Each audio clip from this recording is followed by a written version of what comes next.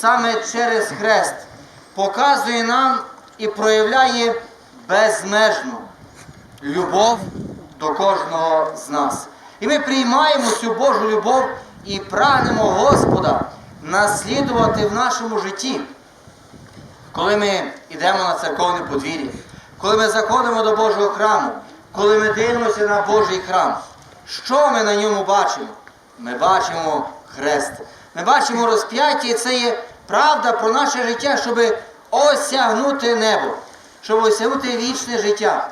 Людина має очистити своє життя від всякого бруду, гріха, щоб могла сподобатися Божої благодаті.